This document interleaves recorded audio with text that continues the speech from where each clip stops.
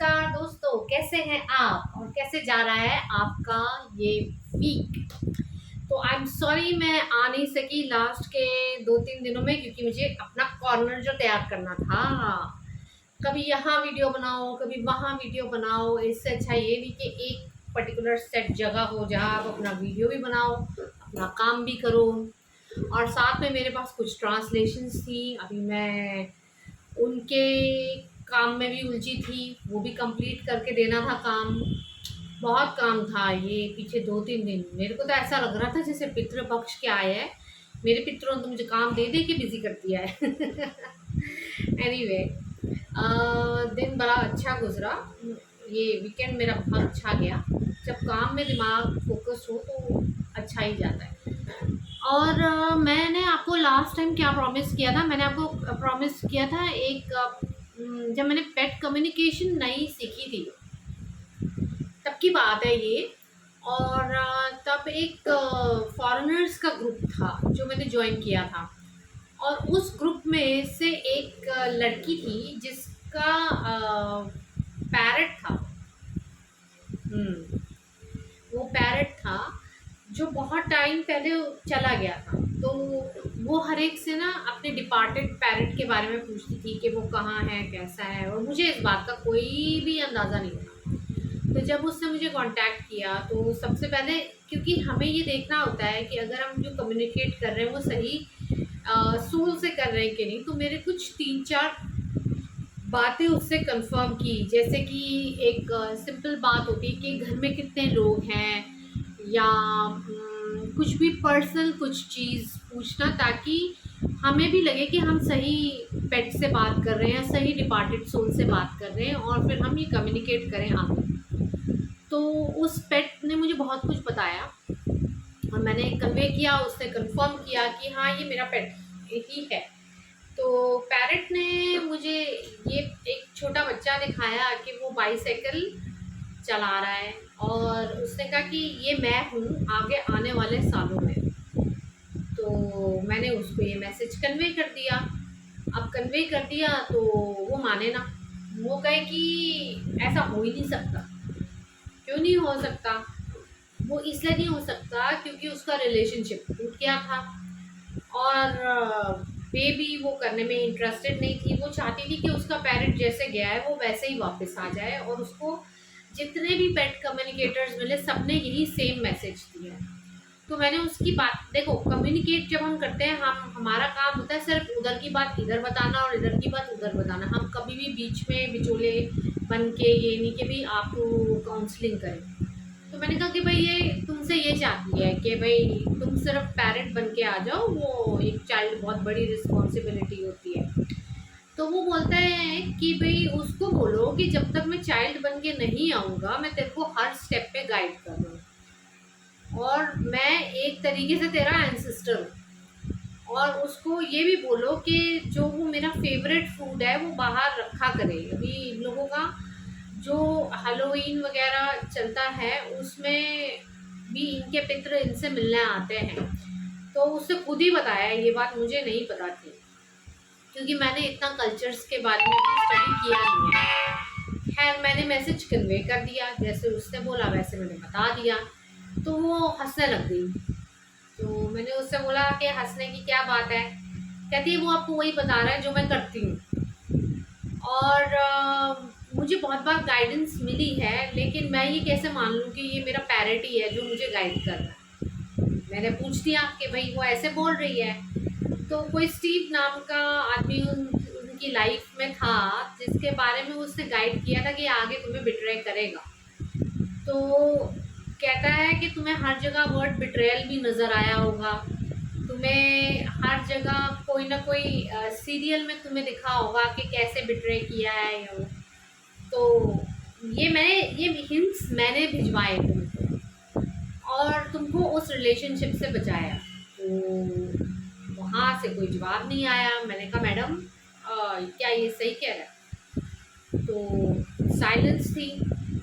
फिर उसके बाद उस लेडी ने मुझे ये बताया कि उसका वो लॉन्ग टर्म रिलेशनशिप 15 इयर्स का था, जिसमें वो आदमी उनको चीट कर रहा था, और अभी वो अपने जो घर के डॉक्यूमेंट्स वगैरह है सब अपने नाम करा के उनको घर से निकालने वाला था, because he was already in relationship with someone else along with her. तो एक एक्स्ट्रा मैरिटल अफेयर कह लो इसको, क्योंकि अगर 15 साल से लिव इन में थे तो एक तरीके तो हस्बैंड वाइफ बन ही गए। और उसने ये भी बताया कि स्टीव ही था जिसने उसको जहर दिया था, क्योंकि ये सबसे ज़्यादा क्लोज अपने पेरेंट के थी। और उसने ये भी कहा कि तू जितना भी मना कर ले, तुझे रिस्पॉन्सिबिलिटी नहीं चाहिए, मैं तेरे पास आऊँगा ही आऊँगा। कब आऊँगा, कैसे आऊँगा ये मैं नहीं बताऊँगा, लेकिन मैं एक बॉय के रूप में आऊँगा। मैंने मैसेज कन्वे कर दिया, तो उसने मुझे थैंक यू बोला। फिर मैंने उसको बोला कि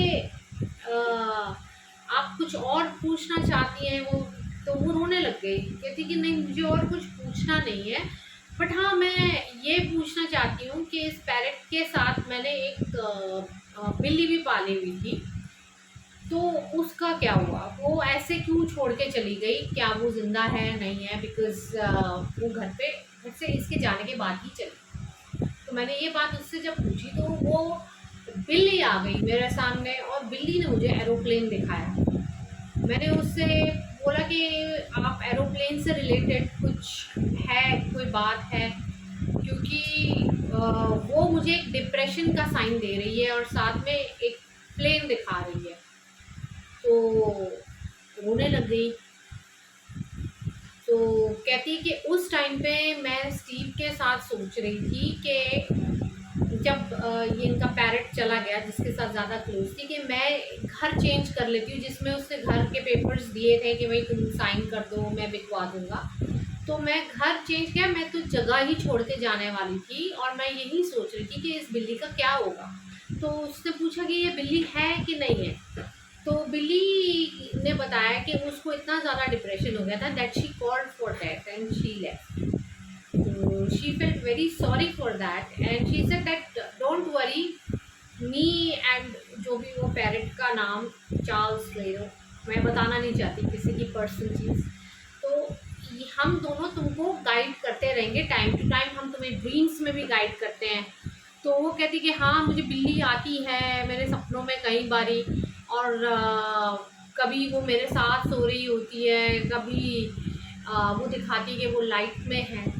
तो this is how they bring science and they are equivalent to, I would say equivalent to our ancestors, but then they are are guardian angels. अब वो हमारे गार्डियन एंजल्स बन जाते हैं और फिर वो टाइमली गाइड करते रहते हैं, जैसा इस लेडी के केस में हुआ। तो उसके दोनों बच्चे एक रॉन्ग रिलेशनशिप की वजह से उससे छूट गए, but she continued helping others, दूसरों के बच्चों की हेल्प करती रही, और वो आज भी कर रही होगी पक्का। मेरा कनेक्शन उनसे टूट गया कुछ टाइम के बाद, क्योंकि मैं आगे और चीज़ों में बिज़ी हो गई। मैंने उनको वेज फ्लावर भी बताई थी कि आप डिप्रेशन से निकलिए और रेस्क्यू और स्वीट चेस्टनट लीजिए, आपको बहुत फ़र्क पड़ेगा। क्योंकि क्या होता है ना, ग्रीफ जो होता है ना, वो 5 स्टेजेस क्रॉस करने में कई लोग जो होते हैं वो खुद ही चले जाते हैं, और it is not easy to live a grieving life. और उस टाइम पे आपको dark night of the soul पकड़ लेता है, जो कि स्वीट चेस्टनट है। और मेरा ये मानना है, आपको और वेज फ्लावर थेरेपिस्ट क्या कहते हैं मुझे नहीं पता, लेकिन अगर आप रेस्क्यू ले रहे हैं तो उसके साथ स्वीट चेस्टनट इसलिए भी लीजिए ताकि आप सेम पैटर्न को कंटिन्यू ना करें, और अपनी ग्रीविंग पीरियड को जल्दी जितना जल्दी आपका ग्रीविंग पीरियड ख़त्म होगा उतना जल्दी आपका फोकस दूसरे काम में लगेगा। तो इसलिए हम वेज फ्लावर भी रिकमेंड करते हैं। दोस्तों मेरा ये मानना है कि हमारे पेट्स, जैसे मेरे इतने सारे पेट्स थे, मैंने अपनी लाइफ में सबसे पहले बिल्ली ही पाली थी, उसके बाद फिर मैंने चिड़िया पाली, डॉगीज़ पाले इतने सारे, मतलब मेरी लिस्ट अनगिनत है। एक तो गाय भी आती थी मेरे पास, सिर्फ मेरे पास ही आती थी और दिल्ली में किसी से बात नहीं करती थी, मेरे घर से खाना लेती थी मेरे हाथ से और चली जाती थी। तो ऐसा है कि कुछ कनेक्शन तो है एनिमल्स के साथ, लेकिन जो एनिमल लवर हैं, जो एनिमल्स को जिनको वाकई ही प्यार करते हैं और जिनके एनिमल्स डिपार्ट हो गए हैं, उनसे मैं ये रिक्वेस्ट करूँगी कि आप प्लीज़, तो अगर खाना ना रख सकें बाहर बच्चों के लिए, तो कम से कम ऐसी संस्थाएं जो हैं उनको डोनेट ज़रूर कीजिए। एक टाइम था जब मेरा कुकी गया था, तब मुझे पता भी नहीं था कि सुल्तान मेरी लाइफ में आने वाला है। तब मैंने सोचा था कि मैं पैसे इकट्ठे करके ना सीनियर डॉग्स का आश्रम खोलूँ, जहाँ पे जब बहुत लोग ऐसे भी हैं जो after the age of 7 abandon कर देते हैं बच्चों को, और वो बच्चे सड़कों पे वहीं पे ही बैठे बैठे घूमते रहते हैं। मेरे यहाँ पे मेन रोड पे 3-4 केसेस ऐसे हो चुके हैं, और बच्चे वो वहीं मरते हैं, क्योंकि वो हर गाड़ी के पीछे इसलिए भागते हैं कि शायद उनका मालिक हो उसमें, पर वो होता नहीं है, क्योंकि जो आपको छोड़ गया वो वापस आता नहीं है। तो एक बार जो बॉन्ड ब्रेक हो गया वो हो गया। तो अगर आपने भी ऐसी गलती की है, अपने बच्चे को कहीं रास्ते में छोड़ दिया क्योंकि वो बीमार पड़ गया, क्योंकि उसको उसकी ज़रूरत ख़त्म हो गई, वो बूढ़ा हो गया, तो प्लीज़ आप किसी न किसी संस्था में ज़रूर डोनेट करते रहिए और उनके नाम से ही करिए, ये मैं आपको कहूँगी। तो मेरा जो ड्रीम था डॉग्स का सीनियर सिटीज़न वृद्धाश्रम खोलने का, तो मैं अपने पापा को बताती, तो मेरे पापा उस टाइम पे बोलते थे बहुत बड़ी रिस्पॉन्सिबिलिटी है, ये तुझे समझ में नहीं आ रही, दिखने में सोचने में बहुत आसान है। तो विथ टाइम मैंने मैडम मेनका गांधी से भी कांटेक्ट किया, और उन्होंने मुझे बताया भी कि अभी उनके कहाँ कहाँ आश्रम खुलने वाले हैं, तो वो एक दे दे। बट मेरे लाइफ में ना फटाफट कुछ ना कुछ अलग होता गया, और मुझे ये रियलाइज़ हुआ कि हाँ भी बहुत लोगों ने अपने डॉग्स को अबेंडन किया, मैंने उनको घर दिलाया। और एक तरीके की सोच लो कि एनजीओ क्या होता है वो मुझे यहाँ पे रह के समझ आ गया। घर से ही बहुत डॉग्स की हेल्प की, पर यहाँ पे मैं इंस्पायर तो किया बहुत लोगों को कि उन्होंने अपने पास भी डॉग्स रखा, गली के डॉग्स को भी ध्यान दिया। प्रॉब्लम ये है कि आप ध्यान तो देते हैं, लेकिन बहुत लोग ऐसे होते हैं जो अपने राहु केतु ठीक करने में बच्चों को पता नहीं क्या खिला देते हैं, या अपना कुछ उतारने में बच्चों को पता नहीं क्या खिला देते हैं कि ये बच्चे you can't just save them. मेरे सामने होंगे तो कोई कुछ नहीं, बट हाँ रात को आप सो रहे हो उस टाइम पे वो क्या कर रहे हैं यू नेवर नो। तो यहाँ पे 2-3 केसेस ऐसे हो चुके हैं, और अब आप देखोगे तो मेरी लेन तो बिल्कुल खाली है, ऑलमोस्ट 1-2 डॉग होगा कोई होगा, वरना पहले अच्छी रौनक थी हमारे यहाँ पे और बहुत खुशियाँ आती आप सबके अपने अपने डॉग्स हैं। मेरे हस्बैंड को भी पता नहीं किसी ने कुछ दिया हो, हू नोज़, मैं ऐसे किसी पे इल्ज़ाम नहीं लगाती। तो मैं एक ऐसी संस्था है उसको सपोर्ट करती हूँ, होप फॉर स्पीचलेस सोल्स। ये इसके बारे में मैंने पहले भी बहुत बार बात की हुई है, मैं उनका आपको QR कोड भी कमेंट्स में मेंशन करूँगी। डू डोनेट देयर ऑल्सो, क्योंकि वहाँ पे बहुत लोग अबेंडन करके जाते हैं, जैसे पिटबुल को अबेंडन कर दिया। अभी आप उनका यूट्यूब चैनल भी देख लो, तो उनके पास वो भी है, उसका भी ध्यान देना है। एक बच्चे को इसलिए अबेंडन कर दिया क्योंकि उसके लिवर में इशू आ गया, तो इतना सब वो लेडी अकेले चला रही है, कम से कम 250-300 डॉग्स हैं। और जब मैं देखने गई तो मैं हैरान रह गई, और बहुत हिम्मत चाहिए, वाकई में मेरे पापा सही कहते थे, बहुत बड़ी रिस्पॉन्सिबिलिटी है और बहुत हिम्मत और बहुत सपोर्ट चाहिए ऐसे ये काम करने के लिए। तो अगर आप कर सकें डोनेट कुछ तो प्लीज़ कीजिएगा, उसको सपोर्ट कीजिएगा, अपने डिपार्टेड डॉगीज़ को याद करके उसको आप कुछ अमाउंट ट्रांसफ़र कीजिएगा ताकि वो और डॉगीज़ की हेल्प कर सके।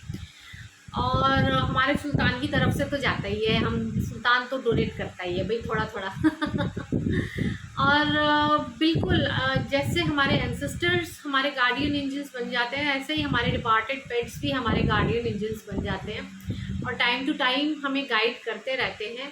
और ये भी कहूँगी कि इन बच्चों के सामने जो भी बात बोले सोच समझ के बोले, क्योंकि ये लोग नहीं समझते कि आप क्या सोच रहे हो क्या कर रहे हो। ये बहुत जल्दी डिप्रेशन में चले जाते हैं और कुछ अपना मतलब निकाल लेते हैं और उसके बाद बहुत पछताना पड़ता है। कल मैं एक आपको बहुत ही ब्यूटीफुल स्टोरी सुनाऊंगी, लेकिन वो डिपार्टेड पेट की नहीं है, ना ही डिपार्टेड एंसेस्टर्स से रिलेटेड है।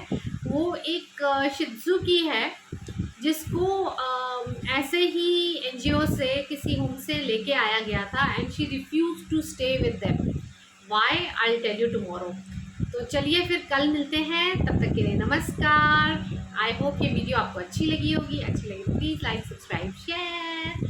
सब्सक्राइब सिर्फ वो जो नए हैं जिन्होंने ऑलरेडी सब्सक्राइब किया वो ना सब्सक्राइब करें, क्योंकि आप अनसब्सक्राइब का बटन दबा देते हैं गलती से। तो जो नए आ रहे हैं वो प्लीज़ सब्सक्राइब करें, और स्टोरी अच्छी लगी हो, लगा हो कि किसी की हेल्प कर सकते हैं तो प्लीज़ शेयर ज़रूर कीजिएगा। बाकी होप फॉर स्पीचलेस सोल को आप गूगल भी कर सकते हैं, यूट्यूब पे भी ढूंढ सकते हैं। मैं देखती हूँ अगर मुझे कहीं से उनका QR कोड मिलता है तो मैं आपको ज़रूर कमेंट्स में मेंशन करूँगी। Do support her, she is very strong lady I must say. Anyway, thank you for your time.